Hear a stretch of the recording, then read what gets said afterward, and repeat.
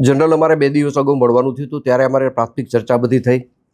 ચર્ચાના અંતે આજે મળવાનો અમારે ફરીથી નિર્ણય થયો.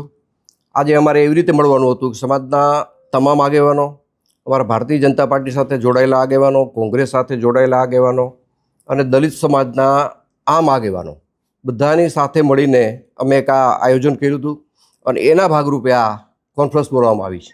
મારી દૃષ્ટિએ મેં કોઈ આવી વાતો સાંભળેલી નથી, પણ આ આજુબાજુમાંથી મને એવી વાત મળેલી કે ભાઈ રાજુભાઈ સોલંકીએ કોઈ મોટા પૈસાનો સોદો કરીને આ સમાધાન કર્યું છે. તો હું સ્પષ્ટતા કરું છું કે આ સમાધાન બાબતે રાજુ સોલંકીએ એક પણ રૂપિયો મારી પાસેથી લીધેલો નથી. એની હું નિષ્ઠાથી ચોખવટ કરું છું. રાજુ સોલંકીએ જરૂર મારી પાસે એક વાત રજૂ કરી છે, પણ એમાં રાજુ સોલંકીનો કોઈ સ્વાર્થ નથી. રાજુ સોલંકીએ મારી પાસે એ વાતનો પ્રસ્તાવ મૂક્યો હતો કે હું અમારા સમાજની ગરીબ દીકરીના સમૂહ લગ્ન કરવા જઈ રહ્યો છું. સમાજ પાસેથી મારે ફાળો લેવાની ઈચ્છા નથી. તમે મને આ સમૂહ લગ્નમાં ભોજન સમારંભના ખર્ચમાં તમારે મને મદદ કરવાની છે અને આ ભોજન સમારંભ તમારે મને કરાવી દેવાનો છે. અને એમાં મેં રાજુને હા પાડેલી છે. બાકી રાજુએ કોઈ રોકડા પૈસાની વાત, કોઈ સમાધાન પેટે સોદાની વાત રાજુ સોલંકીએ મને ક્યારેય કરેલી નથી. રાજુ સોલંકીએ એક પણ પૈસાનો મારે વહીવટ થયેલો નથી. હું બધાને વિનંતી કરું છું કે આ પ્રકરણને અવળે રસ્તે દોરવા માટે, ગુમરાહ કરવા માટે જે વાતો સમાજની વચ્ચે મૂકવામાં આવે છે, એમાં મૂળ મુદ્દો પૈસા છે. પૈસાની આ સમાધાનની અંદર કોઈ વાત નથી આવી. પૈસાનો કોઈ સોદો નથી. જે મારી અને રાજુ સોલંકીના પરિવાર વચ્ચેની જે ગેરસમજ હતી, એ ગેરસમજ અમે સામે બેસીને દૂર કરી છે. મારે આ પ્રકરણમાં વધારે એવું કહેવું છે કે સમગ્ર પ્રકરણ જ્યારે બન્યું ત્યારે સામાન્ય ઉગ્ર બોલાચાલીનો મામલો હતો. આ મામલો વધીને 2 દિવસમાં બનાવ પછી પૂરો થવાનો હતો, પણ રીબડા અનિરુદ્ધે આખા પ્રકરણને ગેરમાર્ગે દોરવા માટે રાજુ સોલંકીને કાંઈ કીધું, સમાધાનનું કાંઈ આમ વાત કરી, આ તે વાત કરી. પૂરેપૂરા સમાજને ગુમરાહ કરવામાં જો મુખ્ય ફાળો કોઈનો હોય તો રીબડા અનિરુદ્ધનો રહ્યો છે. રાજુ સાથે બેઠા પછી મને ઘણી વાતની ખબર પડી કે આ પ્રકરણમાં રાજુ કંઈ દોષિત છે જ નહીં. અને આ પ્રકરણને અવળો રસ્તો ચીંધાડવા માટે, આખી વાતને ગુમરાહ કરવા માટે અને પ્રકરણને આખું ડાયવર્ટ કરવા માટે માત્ર ને માત્ર જો આમાં કોઈનો હિસ્સો હોય તો આ પ્રકરણને ગેરમાર્ગે દોરવામાં રીબડા અનિરુદ્ધનો હિસ્સો છે. રાજુ સોલંકીએ ક્યારેય પૈસાની વાત કરી નથી. રાજુ સોલંકીના પુત્ર જે મારી બાજુમાં બેઠો છે, સંજય, એમને કોર્ટ સમક્ષ જે કાંઈ બનાવની હકીકત હતી એ હકીકત કોર્ટ સમક્ષ એને રજૂ કરી દીધી છે. વાત હવે પછીના કેસની છે. તમારા કેસની રીતે પણ સમાધાન થઈ ગયું છે, કાયદાની રીતે પણ સમાધાન થઈ ગયું છે અને મૌખિક અમે બેઠા પછી એક પારિવારિક ભાવનાથી અમારી વચ્ચે આ સુખદ અંત આવ્યો છે. આ વસ્તુને કોઈ અવળે રસ્તે ન દોરે, કોઈ જુદી રીતે ન જોવે. રાજુ સોલંકી પણ ભોગ બનીને આવ્યો છે, ત્યારે એને કોઈએ કાંઈ કરી દીધું નથી. અનિરુદ્ધે માત્ર ને માત્ર વાતું કરી છે. અનિરુદ્ધ તરફથી રાજુ જેલમાં ગયા પછી કોઈ જાતનો સહકાર મળેલો નથી. રાજુની હાજરીમાં હું કહું છું. જય ભીમ, નમો બુદ્ધાય. હું રાજુ સોલંકી આજથી 2 વર્ષ પહેલાં જે ગણેશ ગોંડલ અને સંજુ સોલંકીનો જે ઝઘડો હતો, એ ઝઘડામાં મેં 12 કલાક મથામણ કરી અને એફઆઈઆર દાખલ કરાવી. ત્યારે એક પણ સમાજનો આગેવાન મારી સાથે નહોતો. એફઆઈઆર લઈ ગયા પછી સંપૂર્ણ રીતે સામૂહિક આત્મહત્યાનું મેં અલ્ટિમેટમ આપેલ કે ગણેશ ગોંડલની ધરપકડ ના થાય તો અમે આખો પરિવાર આત્મહત્યા કરશું. એ આત્મહત્યાના, સામૂહિક આત્મહત્યાના પ્રેશરમાં આવી સરકારશ્રીએ ગણેશ ગોંડલની ધરપકડ કરી. ત્યાર પછી હું રાજકોટ આવેલો. મારી બીપીની દવા ચાલુ છે. દવા લેવા આવેલો. મને અમારા એક આગેવાનનું, જે દેવદાનભાઈ મુસળિયા છે, એમનો મને ફોન આવેલો કે મને અનુજસિંહ બાપુનો ફોન આવેલો છે અને આપણે અનુજસિંહ બાપુને મળવા જવાનું રીબડા છે. ત્યારે હું રાજકોટથી રિટર્ન રીબડાની નજીક હતો ને મને ફોન આવ્યો એટલે મેં કીધું હું અહીં રીબડાની બાજુમાં જ છું. ત્યારે યોગેશ ભાષા, પિન્ટુ બગડા અને દેવદાન મુસળિયા મને અનુરુદ્ધસિંહ બાપુ પાસે લઈ ગયા. અનુરુદ્ધસિંહ બાપુ પાસે લઈ ગયા અને મને એવું કીધું કે આપણે ગોંડલ જવાનું છે. જેમ જયરાજસિંહ જાડેજા અને ગોંડલ ગણેશ રીબડા આવ્યા અને અમારી આબરૂ કાઢી, એમ આપણે જયરાજસિંહ બાપુની આબરૂ કાઢવા જવાની છે.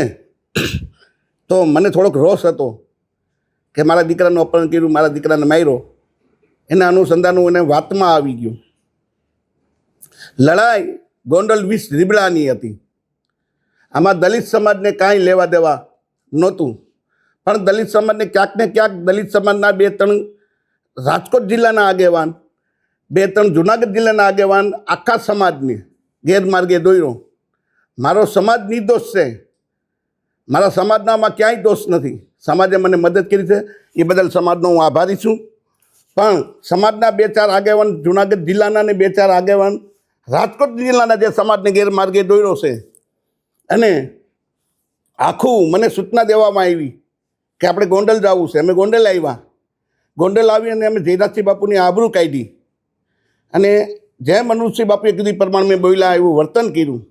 એ વર્તન કર્યા પછી વિષય પૂરો થઈ ગયો કે હવે આપણે ભાઈ જે કરવું તે કરી લીધું. એની ધરપકડ થઈ ગઈ છે, જેલમાં આવી ગયા ગણેશભાઈ. આપણે ત્યાં આપણે એન્ટ્રી પાડીએ એવા દલિત સમાજની તંગડી આપણી ઊંચી રહી ગઈ. હવે આપણે વિષય પૂરો કરવા. પછી મને સૂચના આપવામાં આવી કે હવે આપણે ગીતાબાને રાજીનામું માંગવાનું છે. સમાજના આગેવાન દેવદાન મુસળિયા, આ ભાઈ યોગેશ ભાષા, એ મને સૂચના, અને દિનેશ પાત્ર અને રાજુ સખિયા, આ મને સૂચના આપતા ગયા કે હવે આપણે ગાંધીનગર જવાનું છે. 2 લાખ બાઇકની મેં ચેલેન્જ કરી અને સમાજે મને સહકાર્ય આપ્યો. સમાજ તૈયાર હતી જવા માટે. પણ ક્યાંક ને ક્યાંક ગેરમાર્ગે અનુરુદ્ધસિંહ બાપુને સમાજના જે આગેવાન છે, અમારા જુનાગઢ જિલ્લાના અને જે રાજકોટ જિલ્લાના 2-3 આગેવાન છે, એને ગેરમાર્ગે આખા સમાજને દોર્યો. અને ગીતાબાનું રાજીનામું માંગવાનું, અને ગીતાબા રાજીનામું આપ્યા પછી અનુરુદ્ધસિંહ જાડેજાના દીકરાને ચૂંટણી લડાવવાની, આવી રીતના ગેરમાર્ગે સમાજને દોર્યો અને મને પણ દોર્યો. એટલે હું એની વાતમાં આવી ગયો કે આપણા સમાજના આગેવાન છે. આ સંધુ સોલંકી છે, રાજુ સોલંકીનો દીકરો નથી. રાજુ સોલંકી 30 વર્ષથી સમાજ માટે લડાઈ કરે છે. અને ગમે ત્યારે ધોયડો જાય, આધી રાતે જવાનું થાય તો રાજુ સોલંકી જાતો. એટલે મેં કીધું આ દીકરો રાજુ સોલંકીનો નથી, આ સમાજનો. સમાજ જે નિર્ણય કરે.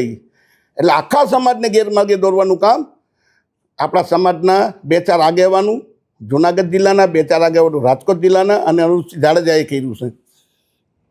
અને જ્યારે મારી પર ગુસ્સીટોક થઈ, મારે સમાજને પૂછવું જોઈએ, 100% પૂછવું જોઈએ. આ સમાધાન કર્યું છે મેં, તો મારે સમાજને પૂછવું જોઈએ. પણ ક્યારે કે સમાજે મને મદદ કરવી તો 100% મારે સમાજને પૂછવું જોઈએ.